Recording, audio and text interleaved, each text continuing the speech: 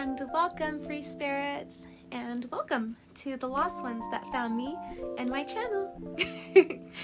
Today, I want to talk about a few things that I've learned about toxicity, self-love, and purging.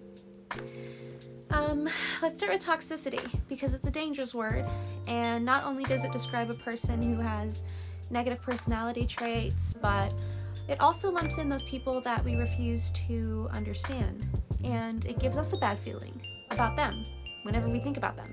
So it's almost like that rubber and glue metaphor. So instead, I've come to learn that after putting together a video about who is and isn't toxic and how to tell the difference, I decided against posting because it's far too generalized and it takes a real psychiatrist to diagnose someone, not some little YouTuber. So I'll refrain from using that word in my personal life and for the rest of this video. Instead, I want to talk about self-love, because with self-love, we'll be able to establish boundaries, be open and loving and understanding ourselves, and then do the same for others. Because once we have those boundaries, we can then tell the difference between the people who respect us and love us from the people that don't. We've already drawn that line, right? Our boundary line. So we know whoever crosses it aren't people that respect us and aren't people we need to keep around us.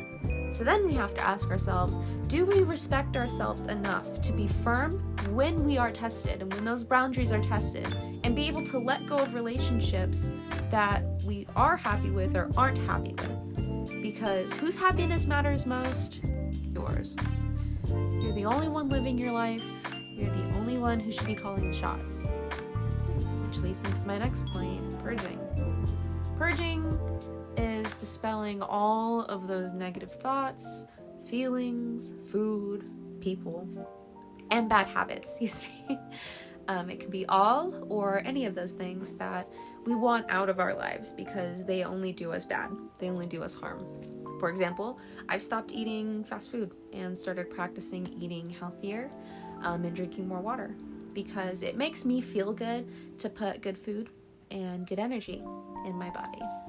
Because food is energy, right? I've also let go of relationships that were taking away my peace. In fact, I had help from my family for my most recent relationship. So if it helps you to talk to your friends and your family to get a second opinion, you should do it. You should ask those who have your best interest in mind. And for me, that was my family, because I trust their opinion and I honor it. And I'll be honest, I haven't been honest and vulnerable with others, and more importantly, myself. I learned that I needed to figure out what I wanted for myself, which meant figuring out how to be my own best friend. And I'm gonna take this newfound time to do some soul searching and really grow into my destiny. This means to me that I'm just gonna go with the flow of life, because great things will happen when I'm ready. I'm taking everything in completely day by day and doing more fulfilling things so that I'm happy with how I've ended my day.